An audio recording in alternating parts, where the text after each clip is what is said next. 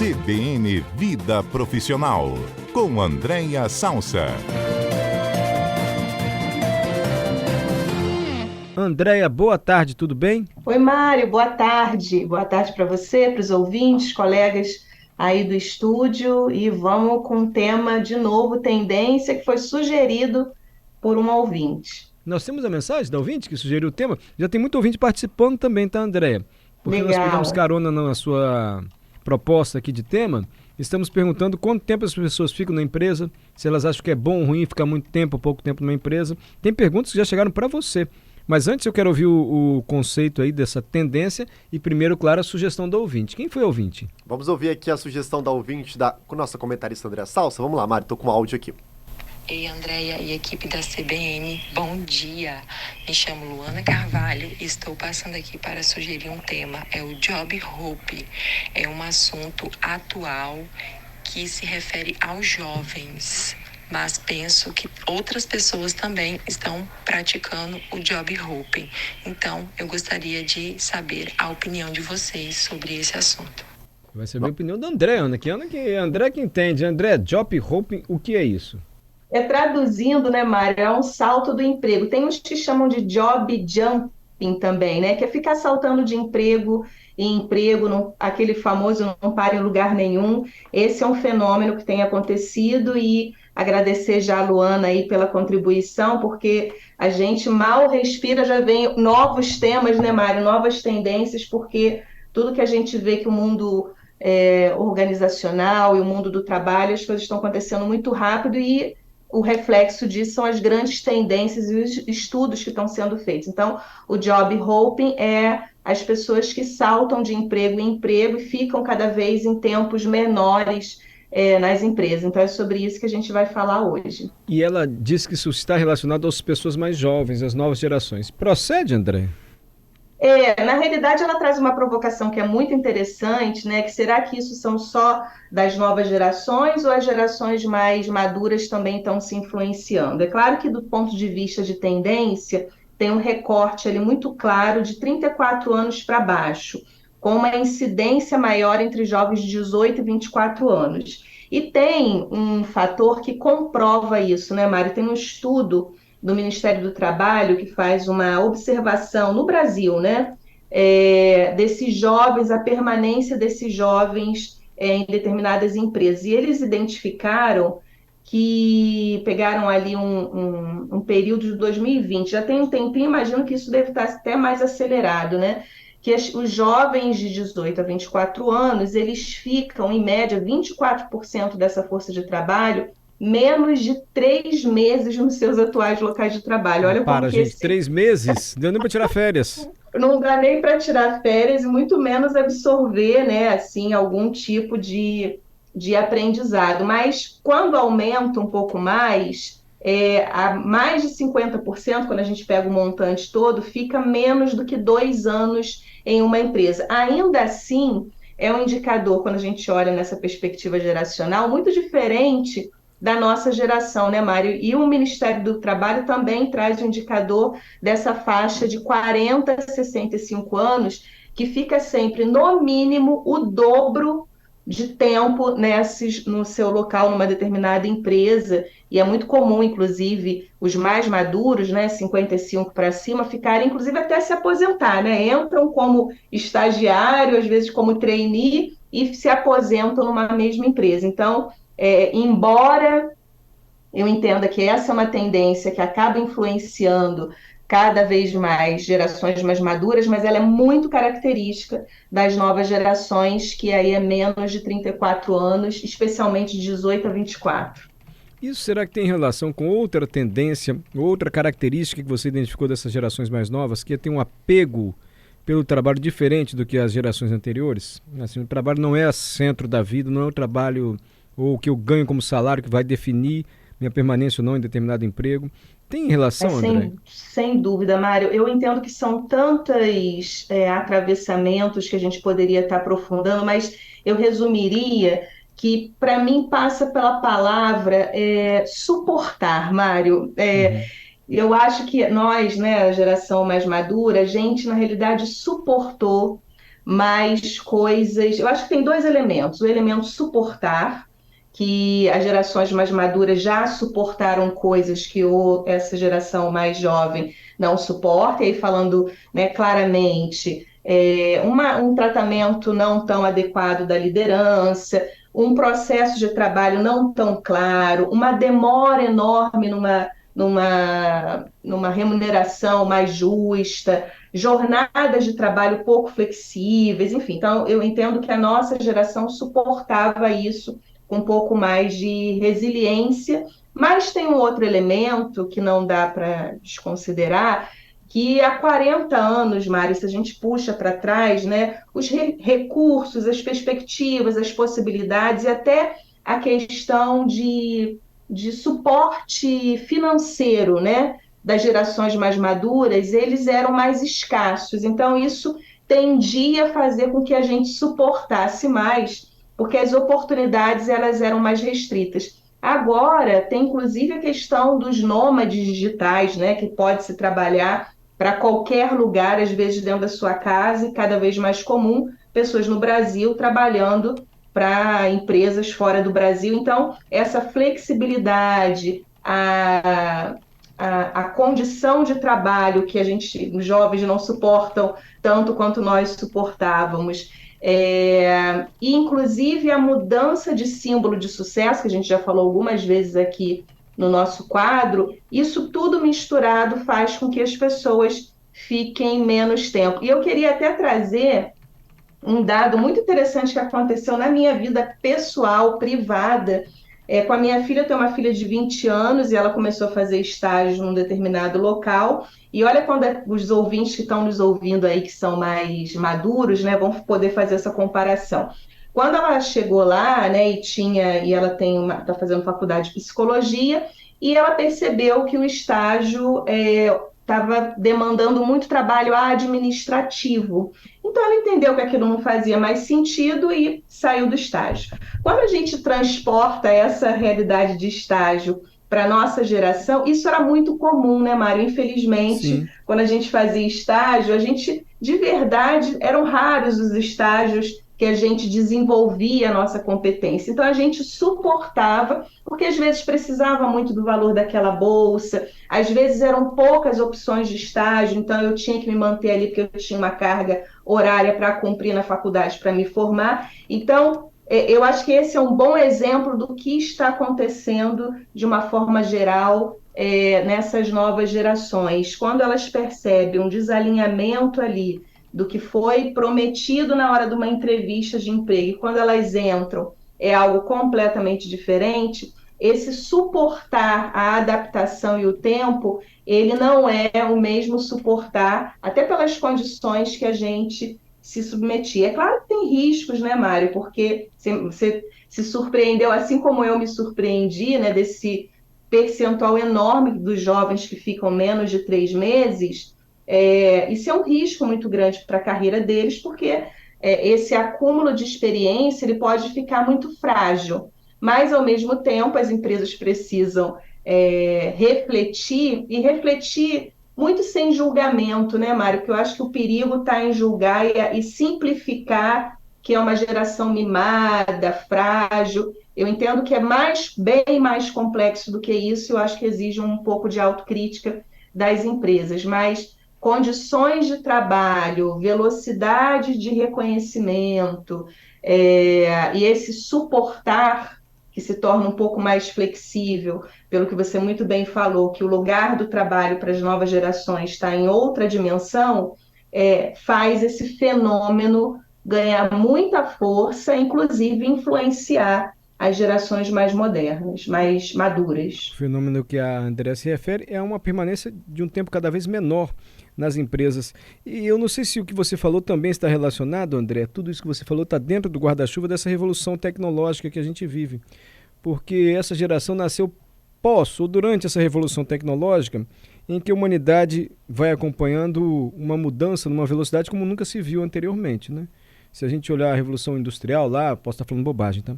Mas quando surgiu o motor a combustão está aqui até hoje. Agora, as mudanças que a gente vê nessa revolução tecnológica, elas são muito disruptivas. Quer dizer, muda tudo de uma hora para outra e muito rapidamente. Então essa geração que nasceu nesse contexto, talvez observe, está tudo mudando, por que eu vou ficar parado no mesmo emprego se não me satisfaz, se não me apetece, se eu tenho que fazer trabalho administrativo, eu sou formado para outra coisa? Ou falei bobagem, André? Não, faz todo sentido. E olha como é interessante, né, Mário? Quando a gente sai do mundo organizacional, e quando eu digo que o mundo do trabalho, né, e as empresas estão vivendo um momento muito difícil, é porque quando a gente vai para fora do ambiente corporativo, como que tem sido o nosso ritmo, né? Eu vou dar um exemplo muito bobo, mas isso diz muito do universo que a gente está vivendo. Eu não sei os ouvintes, vocês, enfim, mas há muito tempo que eu não ouço um áudio do WhatsApp no 1, é do 1,5 ao 2. Então, a gente tem um ritmo diferente para fora do ambiente corporativo e algumas corporações, quando a gente vai trabalhar e os jovens, esse ritmo ele já não existe mais. Então, do lado de fora, né, toda a mecânica da vida cotidiana, inclusive a gente assiste uma série e já fica doido para ter a segunda temporada. Então, o mundo, que é esse mundo da tecnologia, né, o chat GPT, que a gente faz uma pergunta, ele traz a coisa muito estruturada, ele tem um ritmo e algumas organizações estão muito devagar. E esse devagar em decisões e mudanças é um devagar que o jovem está com muita dificuldade de suportar. Então, faz esses movimentos. Mas tem um dado muito interessante, tá, Mário, que é para além, e eu acho que vale a pena reforçar na reflexão aí dos empregadores, líderes que estão ouvindo a gente. É para além, né, das novas gerações, porque nós também, mais maduros, somos influenciados por toda essa velocidade de tecnologia. Tem uma pesquisa da Microsoft muito interessante sobre essas tendências de trabalho que ela liberou ano passado, dizendo que os colaboradores, de uma forma geral, aí ela não faz recorte de idade, ela faz de uma forma geral, o mundo está pensando em buscar novas colocações no índice de 43%. Então, 43% da força de trabalho hoje busca uma nova colocação. E quando a gente faz um cruzamento com uma pesquisa da PwC sobre o trabalho pós-pandemia, que aí tem um pouco do que você está trazendo, olha esse indicador como ele é forte. 71% dos respondentes entrevistados nutrem alguma expectativa sobre medidas de questionar o atual local de trabalho, tá? Seja de informalização ou flexibilidade no ambiente corporativo. Então, em grandes linhas, Mário, de alguma forma todo mundo está questionando e repensando a sua atual, né, atividade profissional. É rico isso demais, uma baita oportunidade para os ambientes profissionais se revisitarem, mas tem esses desafios aí como o job hopping, que é esse pula-pula de emprego e as empresas tendo dificuldade de administrar, inclusive a gestão do conhecimento, né, e a própria entrega objetiva, porque uma força de trabalho que fica tão pouco tempo, ela realmente traz desafios, né? Todo mundo se questionando, e adivinha quem vai trazer luz a esses questionamentos, André? Quem? Você. Ó, o ouvinte aqui que não quis se identificar, mas tem coisas importantes aqui, sérias, André, que você pode ajudar as pessoas, sério mesmo. Esse ouvinte não quer se identificar. Tenho 36 anos, estou há 16 na mesma empresa. Entrei no setor há 8 anos, migrei para outro setor, porém já cheguei ao topo das posições dentro aqui do estado. Para subir de posição, eu teria que migrar de estado, o que não está nos meus planos. Eu queria perguntar para a Andréia, ele escreveu aqui no começo do programa, essa longa permanência numa mesma empresa pode ser prejudicial numa entrevista para um novo emprego? É a primeira pergunta, depois ele faz outra. Vamos responder essa primeira? Pode ser? Tá, vamos. Olha, essa ouvinte que não quis se identificar, eu respeito e até imagino e eu entendo o porquê, né, da gente estar numa cidade tão pequena e às vezes a história leva para o contador da história. Nosso objetivo não é expor ninguém. Mas eu entendo que essa história, né, Mário, de quem fica muito tempo numa empresa é visto como alguém que está ali acomodado, ou quem fica pouco tempo numa empresa é alguém que não tem condições de suportar ali as mudanças. Isso está cada vez mais se desfazendo, porque as empresas elas querem resultado, Mário. O desafio está tão grande que para a gente encontrar profissionais que tragam resultado, essas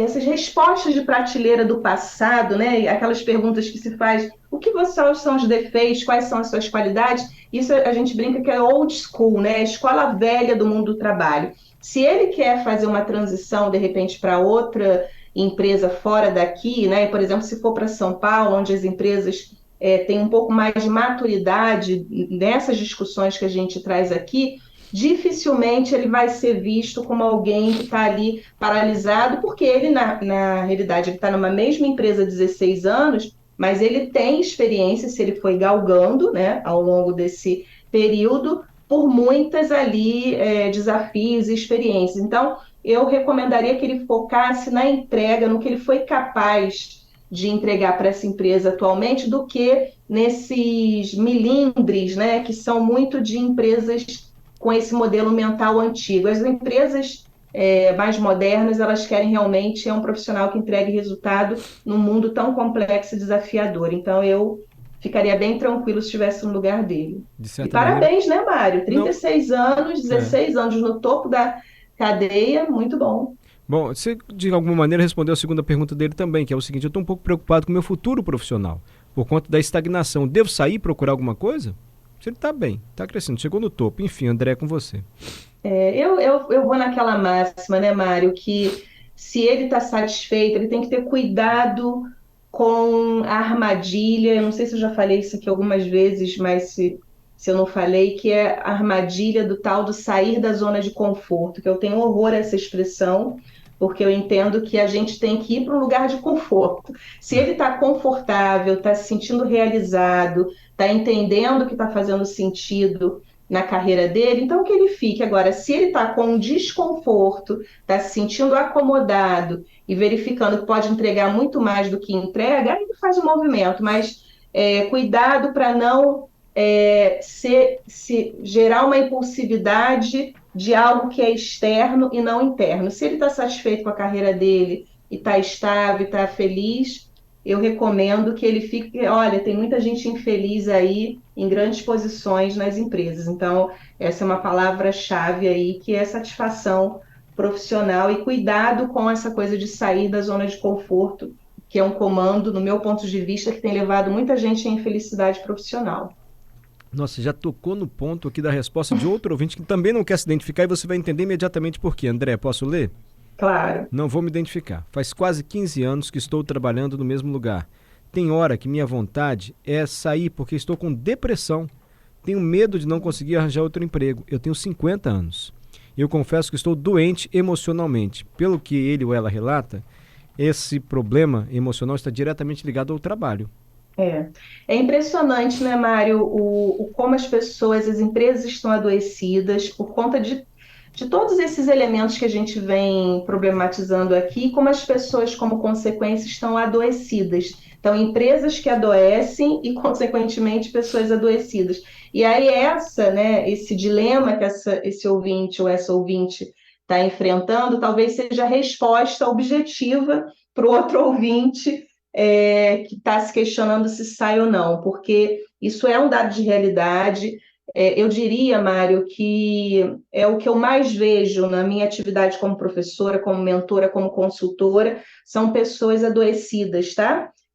Nas empresas, nesse adoecimento, sobretudo mental, né? Porque esse suportar, e por isso que eu trago essa palavra-chave, né, para o quadro de hoje, as pessoas têm questionado muito o seu ambiente profissional, e as novas gerações quase que já estão nascendo prontas. Elas já chegam numa perspectiva de que não vão suportar, por exemplo, um adoecimento mental, porque a vida precisa, né, ser muito mais do que só uma vida dedicada ao trabalho, mas dedicada à nossa ampliação de consciência e outras formas da gente desfrutar a vida e fazer sentido, né, nessa nossa existência. Então, o que eu desejo é que a nossa ouvinte aí encontre um caminho e sempre entenda que há um caminho, sabe, Mário? Tem Mas vale só ressaltar que ela disse que está com 50 caminho. anos, André. Isso gera muita aflição nela. Eu já estou com 50 anos. Por conta do etarismo, né, que foi um outro tema que a gente já trouxe aqui, e aí é preciso compartilhar isso com pessoas da confiança dela, em que ela possa entender que tem um caminho, seja saindo, migrando para uma outra empresa, seja abrindo um negócio e aí, né, tirando proveito desses quadros maravilhosos que o Léo tem oferecido na área de empreendedorismo, seja, enfim, em algum caminho, mas sempre o caminho do adoecimento é o pior caminho, né, Mário? Porque daqui a pouquinho ela se inviabiliza e tem um dado que é muito cruel de realidade. Empresas não querem contratar pessoas doentes, né? Seja mentalmente, seja fisicamente, pelos motivos óbvios, que senão a gente não consegue produzir. Então, peça ajuda a pessoas da sua confiança para tentar encontrar alguma viabilidade prática, né? Andréa Salso está sempre conosco às segundas-feiras aqui no CBN Cotidiano, 3h45, 4 horas, nessa faixa de horário assim. Andréa, obrigado, querida. Até, Mário, até segunda-feira que vem.